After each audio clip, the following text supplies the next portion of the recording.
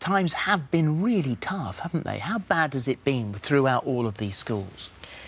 Well, one moment that actually stands out in particular for me, I was 10, and I was sent out of the classroom by a teacher because of my ethnicity. And when I asked the teacher why I'd been sent out, it was she said to me that because I am a gypsy, other pupils don't feel comfortable around me. She doesn't feel comfortable teaching someone of my ethnicity. So not just the kids, it was grown adults who are meant to be there to care and guide and look after you saying that to you?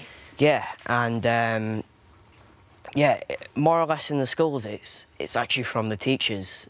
It's less backlash you get from the pupils, because if it's from the pupils, then it's you know, what they've heard from their parents or what their friends are saying, or, you know, it's always what they've heard, because they can't come up with opinions like that for themselves if they haven't heard someone else say it. Absolutely. And Natalie, for you, I mean, you know, we're in 2017, you would think that by now this opinion would be changed, because when you were at school, I mean, you were segregated from the other kids. Yeah, when I first went, well, when I went to primary school, a long time ago now, but a lot of travelling kids from the local site, there was all, obviously we all started school together, and what happened was they segregated them regardless of age or ability, and we were put in like a side room without any windows, a bucket of crayons. Nobody was taught anything. We weren't supervised or anything like that, and we weren't even allowed the same playtimes as the non-traveller children. Now, it's extraordinary, isn't it? It's unbelievable when you think. I mean, so for me, when I was growing up, I thought it was fantastic. I thought, this is really lovely. We just don't have to do any work and everything else. But as you get older, you realise, and I realised that was my first proper experience of discrimination, which shouldn't really be happening. It shouldn't be happening at all. It's got physical for you as well. It has got physical for me. A lot of the times it's been physical. The most recent one that happened in May of this year was where me and my sister Anastasia, was attacked walking into school by 16 boys, and they'd circled me and my sister on our way to our tutor as the bell had gone, just like we would normally, and they trapped us both sides so we couldn't escape, and then they just, all of them at once, just started beating me, beating my sister. The unfortunate thing is, for the whole of the travelling community, is that if one person does something bad, that is memorable. But obviously, in the wider community, you look at, you know, any ethnic minority, any British white person, not everybody that's British white is on TV or a doctor. There are people that are... There's different classes and castes of people within all society. But the unfortunate thing is, the only thing that people seem to stick to when they look and think about the Gypsy and traveller community is those negative stereotypes, when there are some absolutely wonderful people in our community. You just don't get to hear about them.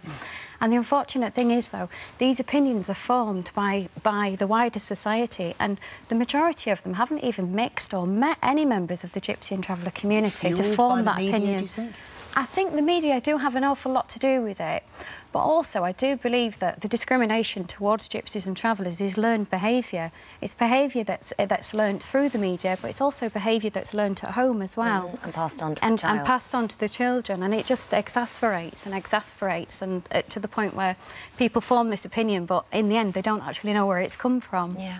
Well, you're being homeschooled at the moment. Mum, you're doing an incredible job with the kids and bringing them up. Not ideal. It would have been nice to stay at a school and have friends and all that sort of thing, but you're doing all right. Even though that I have gone through what I've gone through, I would have preferred to stop at a school where I have the social environment where I can mix with different people of all age groups and mix with people that share my views and people that have a brilliant personality that I get along with. I can't really get that social aspect of the school environment now. 11 schools, you make your handful of friends at that school, and then the idiots force you out, and that's whether they're teacher idiots or pupil idiots, and then you have to leave those friends behind, move on to somewhere else, so you're constantly in a state of flux. You don't have long-term friends. Yeah, well, I've got a phone now, so yeah, where in the other schools when I was in primary school, I didn't really have that. Yeah. Well, good. Yeah, So so I can still keep in contact with some of my friends, which is all right. But what is so shocking, really, you were segregated as a little girl at your school, 2017. You're now homeschooled in your own way. It's segregation still, isn't it? It's unbelievable, though, isn't it, in 2017? Yeah. In saying that, though, when I went to high school, I had an absolutely fantastic time.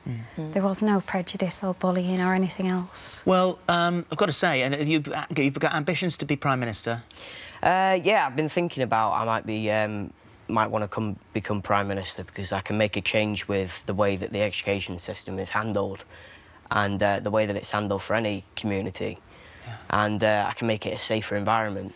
Well, you are very bright, you are very you are. eloquent, you're a delight to talk to, both of you. Thank you very much indeed. Thank you very much, There's definitely no doubt that, that Prime Minister is on the cards. It's possible. I have one question, though.